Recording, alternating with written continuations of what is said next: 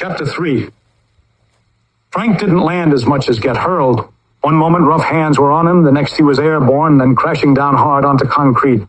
Pain split across his ribs, air ripped from his lungs. For a choking second, he was sure something had snapped. Behind him, the steel door clanged shut. The lock hammered into place with a resonance that felt colder than the floor beneath him. Final absolute. Shapes swam into focus. An electric light buzzing overhead. A rusted bucket crouched in the corner, slick gray walls, and faces, four of them, pressed back, staring at him like he'd simply dropped from the ceiling. "Mom, it stinks so badly. I know," the woman muttered, yanking him close. "Cover your nose with your shirt." "God damn, that's fucking rank," Cody spat, bitterness riding his voice. "Smells like shit in here." Frank hacked again, doubled over. "Give me a fucking break. Had a wreck, tank blew. Some shit."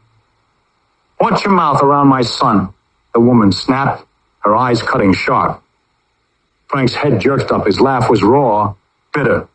"Watch my language. Watch my fucking language, lady. Take a fucking look around. Where the hell even is this fucking place? You think swearing's the problem? We're fucked. We're fucking fucked 6 ways from Sunday. God damn it, shit, horse cock. There, how's that for a language lesson?" He staggered to the corner, glaring at the bucket. "And what the fuck is this? You expect me to take a wicked shit in that little thing? Lady, I haven't taken a dump since Winnipeg, Manitoba. Do you know how far that is? That's a fucking road trip by itself." Cody groaned, running a hand down his face. Frank slumped against the wall, dragging his knees up, muttering, "Nice fucking accommodation." Frank leaned back against the wall, rubbing his ribs, still muttering curses under his breath. The silence stretched, heavy and ugly.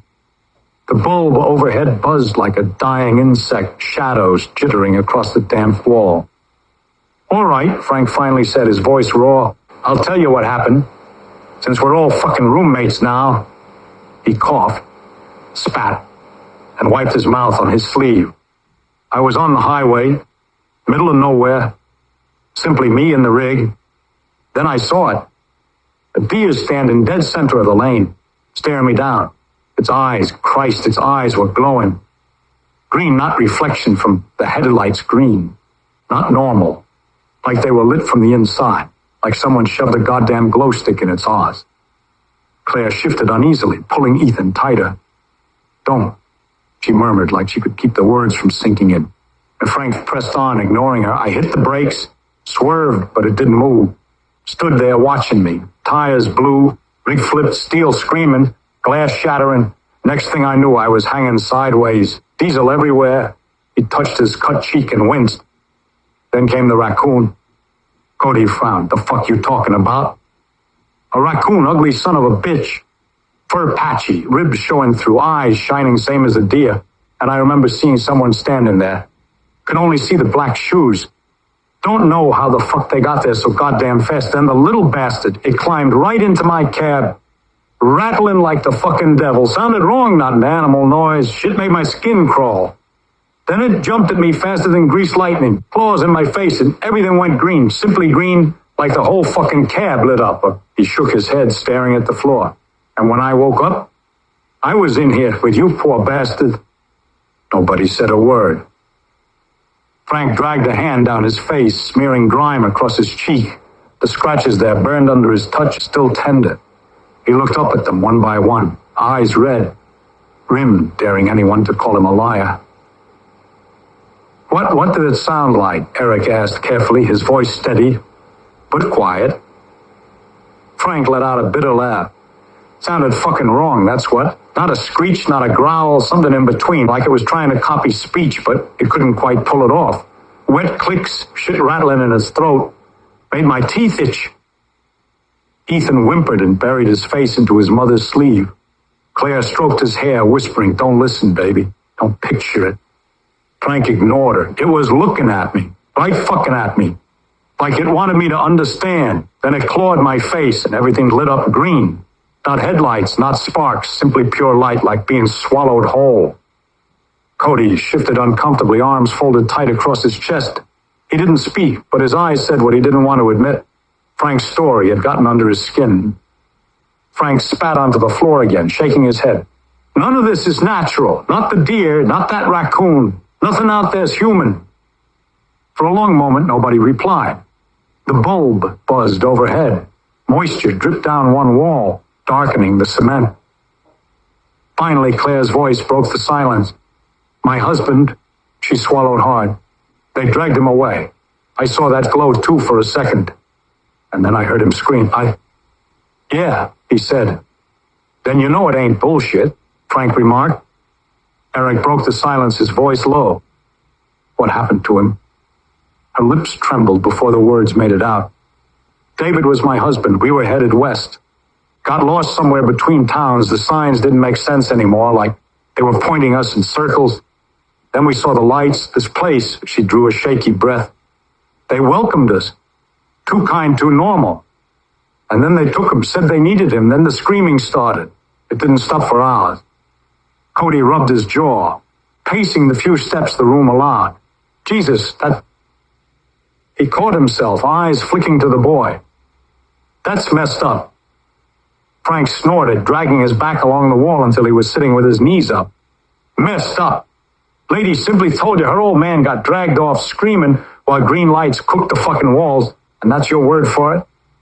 Messed up? He laughed, shaking his head. No, pal, that's more than messed up. That's fucking hell on earth. Claire shot him a glare, but Frank didn't stop. At least you know I ain't lying. Whatever's running this place, it ain't human. Frank rubbed at the cut on his cheek. Fresh pain lit him up. He cursed under his breath and dropped his hand, staring at the floor as if the cracks in the concrete might answer him. Cody finally broke the quiet. You're saying a deer with green eyes made you flip your truck and then some mangy raccoon crawled in after you. That's your story? His tone wasn't mocking, weary, as if he wanted desperately for it not to be true, Mom. That's not a story, kid. That's what fucking happened. You think I came in here, bleeding diesel and smelling like pisses for fun? Eric leaned forward, elbows on his knees. It doesn't make sense. Animals don't.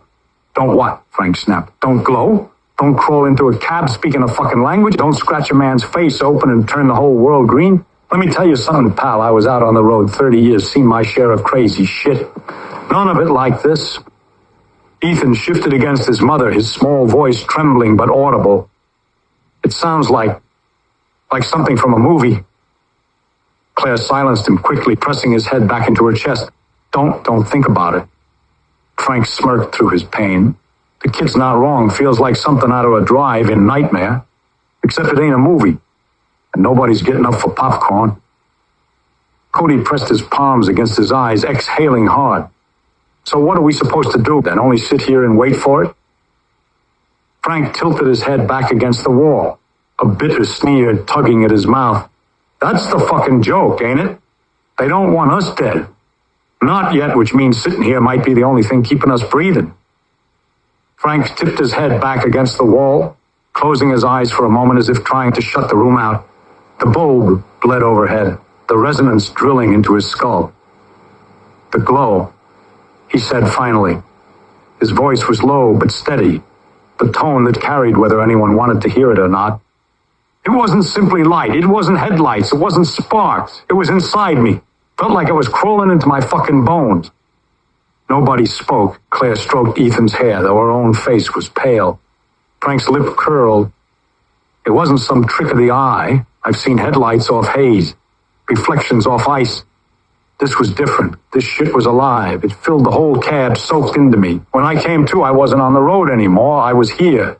Like I'd been picked up and dropped in this shithole. Eric's brow furrowed. Picked up how? Frank chuckled darkly. That's the million-dollar fucking question, isn't it? I don't know, but I'll tell you this. They ain't dragging us down here for fun. They're doing something with us. Cody shifted uneasily. Like what? Frank tapped his temple with one grimy finger. Measuring, studying, something like that. I've seen the way they look at us. We're cattle to them. Livestock, they don't want us dead. They want us used. Silence spread again, thick and suffocating. The air felt heavier, as though the walls themselves leaned in closer. Frank lowered his head, muttering, they're weighing us, measuring us, and sooner or later they'll decide who goes next. Frank's words clung into the air like smoke that wouldn't clear. Claire's breathing was ragged, her arms wrapped so tightly around Ethan that her knuckles went white. The boy peeked out from the crook of her elbow, his wide eyes darting between the others like a rabbit caught in a snare. Cody began pacing, the soles of his boots scuffing the damp floor. We can't simply sit here and do nothing. If what you're saying is true, he stopped, staring at Frank. If they're measuring us, then sooner or later... Sooner? Frank cut in. His smirk was twisted, teeth yellowed, but there was no humor in it.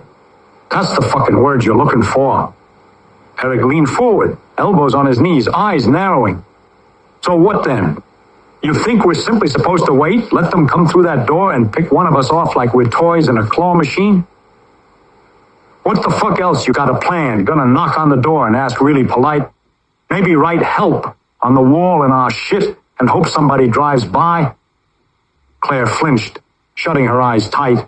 Her breath cracked. Stop, just stop.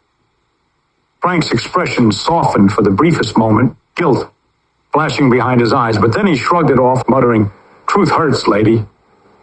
That was when Ethan spoke. His voice was small, but it carried. "There's something up there." They all turned. The boy lifted a shaky hand, pointing toward the far corner of the room. High on the wall, half hidden in form, a small grate glinted dully in the light. Rusted bolts pinned it to the concrete, grime caked thick around its edges. For the first time since Frank had been thrown into the room, hope flickered in their eyes. Fragile, dangerous. The grate sat high above them, about 8 feet up, wedged into the seam where wall met ceiling. It was no bigger than a shoebox turned sideways, its frame rusted, bolts eaten with corrosion, dust and webs clung thick across its slats, as though it hadn't been touched in years, or maybe it had, and the hands that tried to claw it open never lived to tell.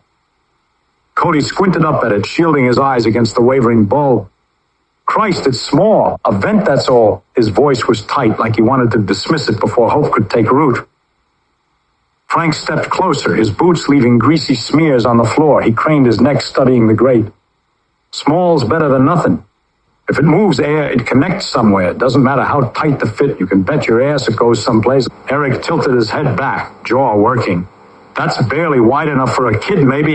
No way will any of us fit through there." "Maybe not you," Frank muttered, dragging on the words. "But somebody small could fucking squeeze. If it's our only shot, you don't get picky." Claire pulled Ethan against her instinctively, like she already knew where the conversation was heading. Her eyes flared, hard as flint. "No, not him. He's not crawling into some dark tunnel alone." Frank shrugged, palms up as if her outrage wasn't his concern. "Look, lady, I ain't saying I like it, but doors don't open unless they want them to. That grate?" He jabbed a finger at it. "That might be the only crack in their armor." For a moment, even in that concrete tomb, the idea of escape, to breathe. Even if it does go somewhere, it's bolted in solid. We'd need tools to pry it loose, and we don't just have a toolbox down here. Frank's laugh came out harsh, scraping the walls. "Tools? You got hands, don't you? Got fucking teeth? I've seen cons and lockup chew through steel bed frames when the hunger got bad enough. You're telling me 4 grown people and a kid can't pull a couple rusted bolts loose?" Eric shook his head. "Even if we could, it's too small. Look at it. Cody and I wouldn't fit. Neither would you. Claire, maybe the only one who could even try is..." He cut himself short, eyes darting toward Ethan. Claire bristled. Her glare was fire. "Don't you finish that sentence," Frank smirked, unbothered. "She knows it. Same as the rest of us. Kid's the only one small enough to squeeze through. That vent's his size, not ours." "Over my dead body," Claire snapped. Her voice cracked, but her stance didn't falter. "You think I'm letting him crawl into a black tunnel with God knows? What on the other side? Absolutely not." Cody ran a hand through his hair, pacing a tight circle. "We're not doing anything yet. We don't even know if it leads anywhere. It could open up into another cell, another trap." "Could," Frank admitted, rubbing at his jaw. "Or it could lead to the fucking sky. Only way we find out is if somebody tries. And the sad truth, lady, is the only body that fits is sitting in your lap." Ethan looked up at his mother, wide-eyed, his lips parting like he wanted to speak. Claire pressed a palm against his mouth before a rumble escaped. Frank leaned back, eyes sharp as broken glass. "That grate's a ticket out of here. And tickets don't come cheap. Sooner or later, you're going to have to choose to keep him safe in this box or risk him in the dark. Either way," he He tapped the side of his head, and they're still keeping score. The room boiled over in seconds. Eric was the first to snap, his voice bouncing off the walls. No way, absolutely not, you hear me. I don't give a damn if that vent is the golden staircase to heaven. It's not happening. I won't sit here and watch a kid crawl into the dark alone. No chance. Frank leaned forward, elbows on his knees, smirking through the shadows. Then what's your fucking plan, huh? Sit here nice and cozy until they open the door and haul one of us off screaming? That's what you want? That's your big idea? Eric glared, better than shoving a boy into a pipe to die scared and alone. Pipe or not, we're dead either way, Frank shot back, his voice rising. At least the vent gives us a fucking choice. Claire's voice cracked as she broke in, shaking her head violently. Stop it. Both of you stop. You're talking about my son like he's cattle, like he's some tool. She pulled Ethan closer, pressing her forehead to his hair. He's not going anywhere, not into that vent, not while I'm breathing. Cody tried to wedge himself between them, his hands up as if he could slow the fire. Yelling won't help. We can't turn on each other. Frank shoved a hand toward the vent, spitting the words. Then open your fucking eyes. That's not decoration. That's not random. It's a hole, a weakness, and weakness means chance. You want to sit here and pray? Go ahead. But don't come crying to me when that door opens again. Fuck you, fatso. Ethan screamed at Frank. Shut it, you little bastard. Frank shouted, and Claire shouted back. The pit stillness that followed was jagged, broken only by Ethan's muffled whimper against his mother's sleeve. Claire rocked him, whispering something low and soothing, though her eyes glistened with fury. Eric stepped back, dragging both hands through his hair. He looked at Frank, then at Cody, then back to the vent. His voice was lower now, steadier, but no less hard. We're not sending him. This isn't the time. Not ever. They'd have to kill me first. Yeah, that's the fucking point, ain't it? Frank snorted. The argument didn't cool. It boiled over. Frank pushed himself up the wall, leaning forward like a cornered dog ready to bite. His eyes were wild, bloodshot, his sneer sharp and joyless. You think you're better than me, huh? Sitting there all straight back, talking like you got it figured out. You don't know Oh, you don't know me. Eric rose too, squaring his shoulders. I know enough. I know I wouldn't throw a kid to the wolves and laugh about it after. Frank's laugh came out jagged, scraping the walls. He jabbed a filthy finger at Eric's chest. You fucking F. Frank snapped the word short, biting down on the word. Say it. I can see it in your eyes. You want to call me something. You're dying to. You want to call me a fag? His sneer widened, taunting. What's the matter? Thought you weren't afraid to curse in front of the boy. You want to call me a faggot, don't you? For a second, it looked like Frank was going to swing. His fists balled, shoulders tense, his chest rising and falling like a man about to snap. Then the light above them flared. The electricity met like an angry hornet's nest. The steel door groaned open, flooding the room with blinding white. The Petersons filled the doorway, their sneers carved wide and wrong. Now, Mrs. Peterson said smoothly, voice like a blade hidden in velvet. Ain't no reason to fight amongst yourselves. Supper's only about ready. The sudden cheer in her tone froze the air in their lungs. Nobody moved and nobody spoke. Chapter 4.